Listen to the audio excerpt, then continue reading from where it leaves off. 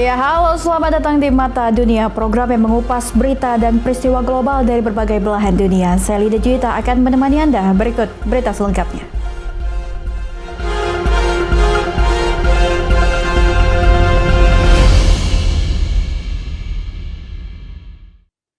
Ya pemirsa, kita ke informasi utama. Semakin banyak variasi restoran berlabel halal yang ada di Amerika. Selain masakan Timur Tengah, America Best Wings di kota Arlington, negara bagian Virginia, memadukan berbagai menu khas Amerika berbahan utama sayap ayam dengan makanan khas Pakistan seperti samosa dan chutney.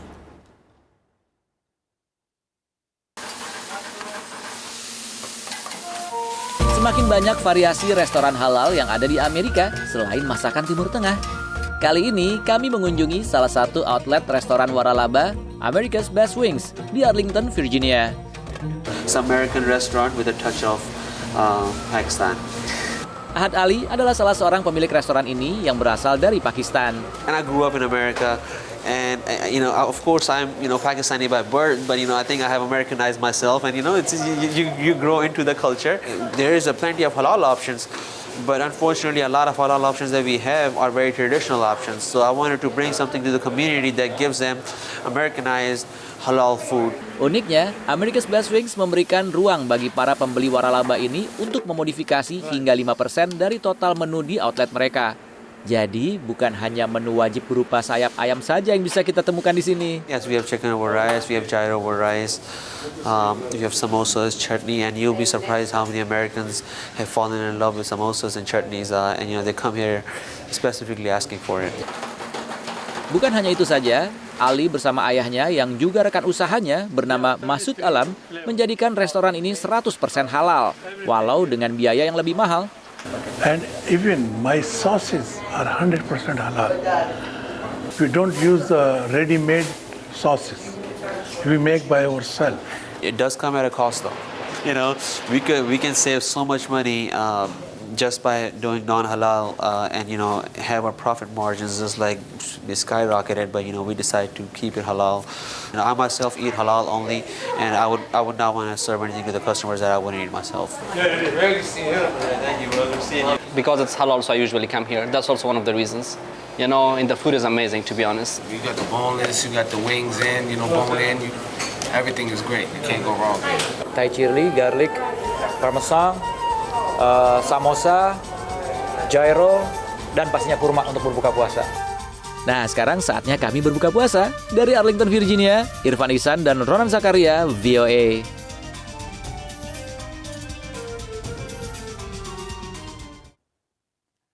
Ya pemirsa, kita beralih ke informasi lain. Walau restoran halal semakin banyak dijumpai di Amerika, toko pizza halal masih cukup jarang ditemukan.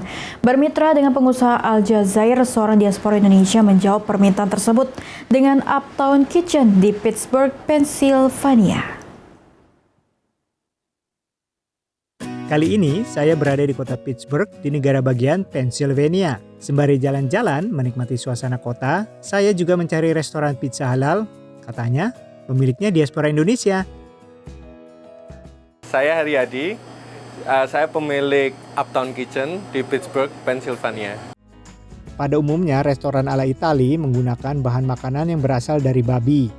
Namun, Hari bersama rekan bisnisnya Nurdin Baboche, asal Aljazair, memutuskan untuk menggunakan semua bahan baku yang halal. Kita melihat sejak awal marketnya semakin besar. Ternyata setelah kita buka, bahkan kita cantumkan di menu, kita punya logo halal, itu orang tetap aja datang ke toko. Banyak orang juga ternyata yang bukan non-muslim pun juga mencari bahan makanan nggak berbahan baku pork. Dari mulut ke mulut, mereka cerita ke orang, terus banyak kita nambah customer seperti itu. This store do not sell any pork product. Right, yeah. What do you think about that? Yeah, no, I think it's great. So the man that owns the building is the head of the ICP, the Islamic Center of Pittsburgh, and so it's really nice that everything's halal too for that community too. Sekarang saatnya pesan makanan tanpa khawatir asal-usul dagingnya. What size? 9 ya paling kecil ya, 9. Ya, 9 sajalah. Italian sub. yang versi halal. Wah, asik banget nih. Tuh, ada bacon, ada Italian sausage, ada sayurnya, lengkap deh. Bismillahirrahmanirrahim. Dari Pittsburgh, Pennsylvania, Ronan Zakaria dan Irfan Ihsan, selamat menjalankan ibadah di bulan Ramadan. Ya pemirsa, informasi berita lainnya akan kami sajikan usai jeda berikut ini. Tetap saksikan Mata Dunia.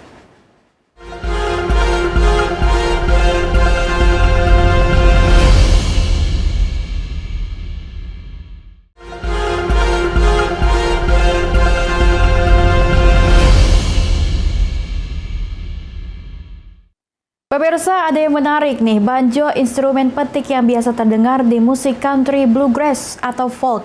Musik rakyat di Amerika berakar dari paduan budaya kulit hitam dan kulit putih di Amerika Selatan. Banjo buatan tangan produksi sebuah bengkel di pinggiran Memphis, Tennessee memikat para peminat musik, kolektor, dan wisatawan dari berbagai penjuru dunia.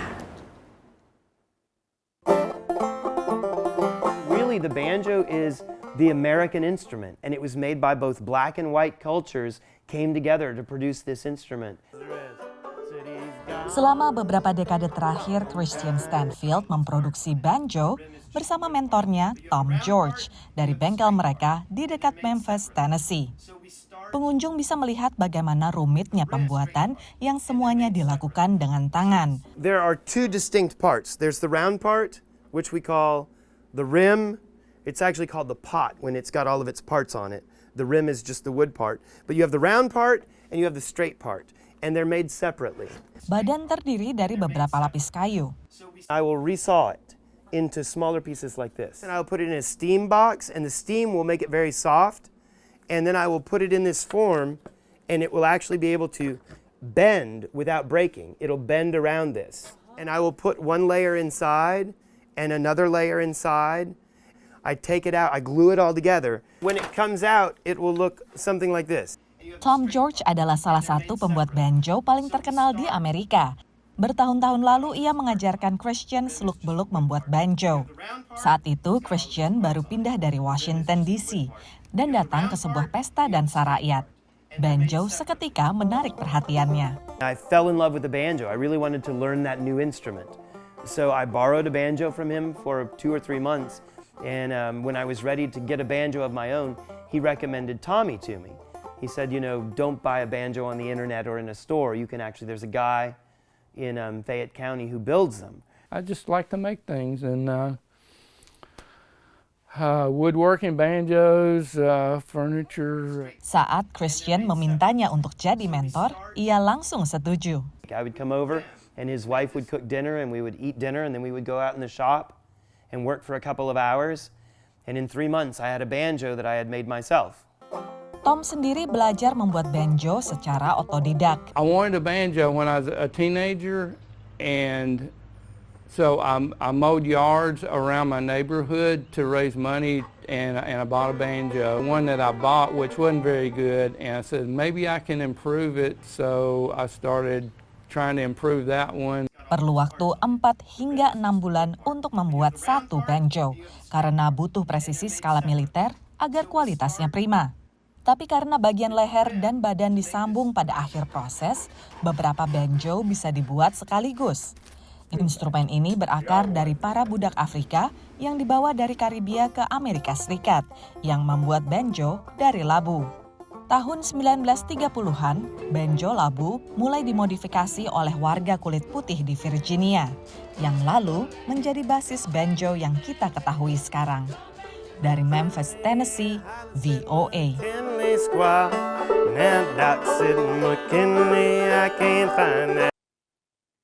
Ya pemirsa, Masjid Istiqlal, Masjid Diaspora Muslim Indonesia di Sugar Land, Texas yang diubah dari bangunan gereja pada 2015 tak dapat menampung jemaah dengan dana yang dikumpulkan bertahap.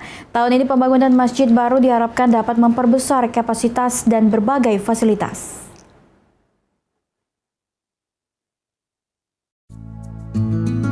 It's super important to have Indonesian influence in the mosque. I think a lot of Indonesian Muslims in America aren't very well known in the public, and it's crazy because I think Indonesia is like the biggest Muslim population in the world. Menampilkan wajah Indonesia yang dipadukan dengan desain tradisional memang menjadi bagian dakwah memperkenalkan Islam dan Indonesia dalam merancang pembangunan Masjid Istiqlal di Sugar Land, tak jauh dari kota Houston, Texas. As our community has started to grow larger, we really need to have the space to accommodate our Jama'ah to park as well as to just pray, because while this has been good for the past few years, we definitely needed to expand. Masjid baru diaspora Indonesia ini memang dibutuhkan untuk mengakomodasi jemaah yang semakin bertambah, terutama saat Ramadan. Kapasitas masjid lama yang terbatas membuat jemaah pria terpaksa melakukan sholat di luar. Namun, sebagai organisasi non-profit, pembangunan masjid amat tergantung dari sumbangan jemaah yang dikumpulkan secara bertahap. Selama Ramadan, pihak masjid berharap dapat mengumpulkan dana sebesar $350.000. Untuk pembangunan masjid yang baru, itu penggalangan dananya itu terutamanya berasal dari swadaya masyarakat Muslim Indonesia yang sebagian besar tinggal di Houston ataupun di luar kota Houston. Untuk pembangunan ini tentunya mengingat biaya yang sangat besar, maka pembangunannya juga kita lakukan secara bertahap-tahap. In Place Design, perusahaan arsitektur di Baltimore, Maryland, terpilih untuk merancang desainnya. Islamic pattern dan batik itu punya ada kesamaan, karena memang dulu batik itu berkembangnya itu karena ada nilai-nilai Islam yang masuk. Jadi yang akan kita bawa itu adalah pola-pola batik yang menyerupai atau mirip dengan pola-pola Islam. Tim pembangunan masjid merasa beruntung dapat bekerja sama dengan Haris Kuncoro, prinsipal dan direktur desain di perusahaan tersebut. Om Haris, which is the architect in charge of this design, connected with him on Strava. Eventually they connected on Facebook, and my dad found out he was an architect and reached out to him to help design our mosque. Kalau mendesain masjid itu harus ada kubah. Kalau mendesain masjid itu harus seperti yang di Middle East. Sebetulnya nggak harus seperti itu, gitu ya. Jadi ya satu masalah fungsi kan sebetulnya. Mau bentuknya seperti apapun juga bisa ya. Cuman memang branding itu perlu, dan tugas kami nih di sini sebagai desainer dan arsitek, gitu, bagaimana bisa mendesain atau merumuskan bahwa kalau melihat ada masjid, oh itu masjid Indonesia. Saat ini konstruksi masjid dan lapangan parkir sudah mulai berjalan. Dengan dukungan dana yang cukup, masjid baru diharapkan akan dapat mulai dipakai tahun ini. With this new mosque, the design of the building will be facing the Kaabah, so it'll be a lot more ergonomical. So it'll be really nice in that sense. And then there's another building on top of that for like a multi-purpose activity room and a bigger place to do wudu and stuff. Because right now, if you saw the bathroom, it's pretty small, right? Kapasitas lebih besar dengan berbagai fasilitas akan memungkinkan masjid melayani jemaah dari berbagai kalangan usia dan bangsa, tak hanya Muslim Indonesia. Dari Sugar Land, Texas dan Baltimore, Maryland, tim VOA.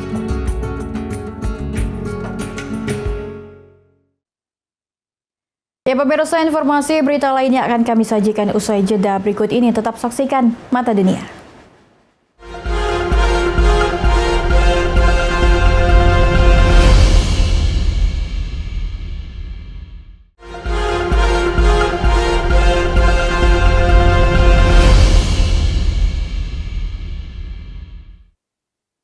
Ya, kita beralih ke informasi lain. Seorang seniman asal Turki memanfaatkan kecerdasan buatan AI dan kumpulan data untuk menciptakan karya seni baru.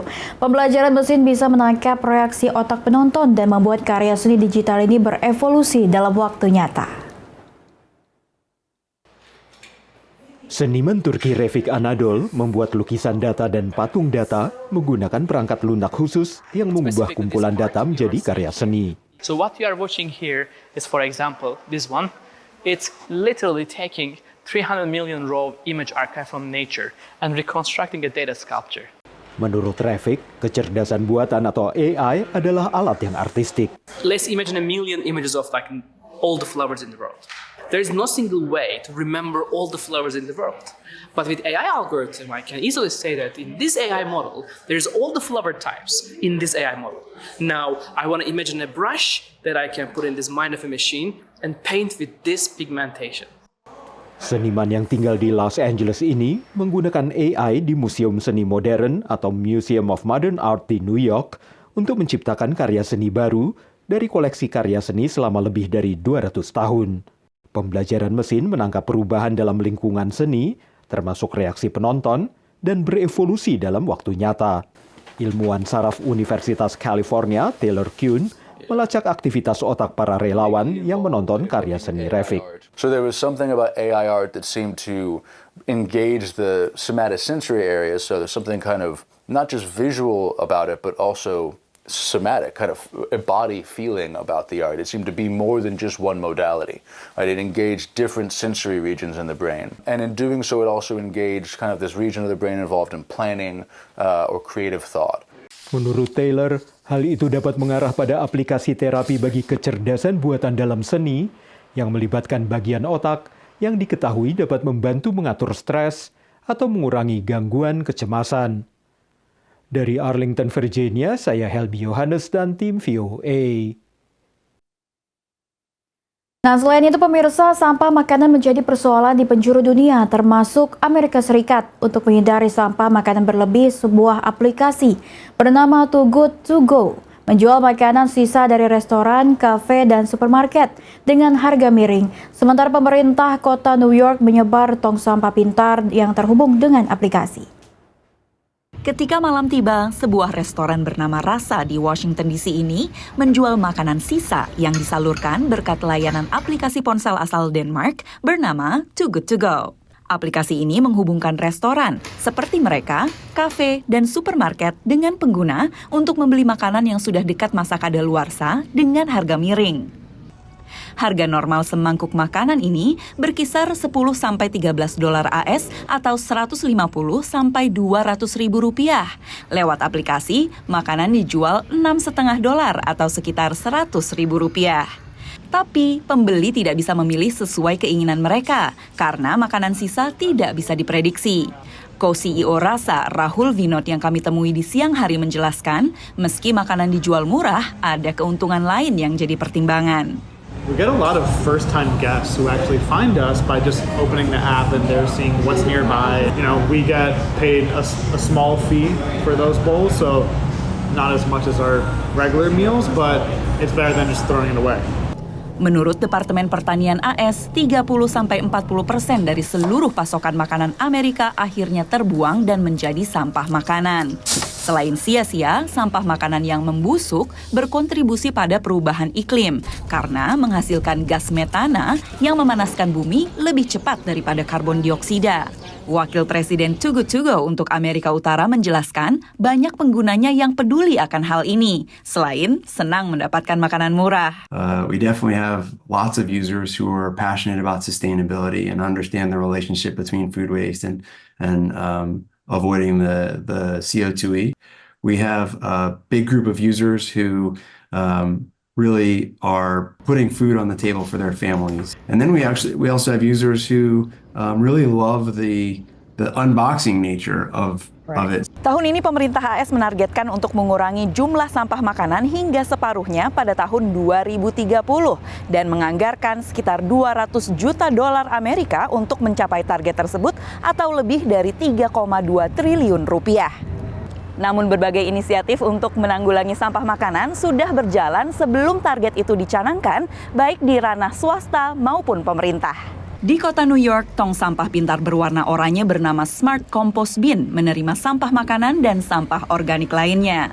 Kotak sampah ini hanya bisa dibuka menggunakan aplikasi untuk mencegah tikus. Lokasinya pun dapat dilacak lewat aplikasi. Menurut pengalaman saya yang udah pernah pakai gitu ya, itu penting banget untuk memilah sampah organik ini yang akan dijadikan kompos gitu kan, karena selama ini belum ada gitu, dan juga untuk mempermudah supaya petugas-petugas yang mengambil sampah ini nantinya bisa membuat atau mendaur ulang kompos tersebut untuk menjadi sesuatu yang lebih berguna. Sejak proyek ini diluncurkan pada akhir 2021, pemerintah kota New York terus menambah jumlah tong sampah pintar dari hanya 30 menjadi 400 unit. Selain menjadi kompos, sampah organik warga dibawa ke fasilitas ini di Brooklyn untuk diubah menjadi energi biogas dan dipakai untuk mengaliri listrik sekitar 5.200 rumah. Dari Washington DC dan New York, Valdia Baraputri, Randy Wicaksana, dan tim VOA. Ya, demikian Mata Dunia kali ini. Saksikan informasi lainnya di Berita Nasional TV. Saya Lydia Junita beserta kru yang bertugas pamit undur diri. Terima kasih dan sampai jumpa.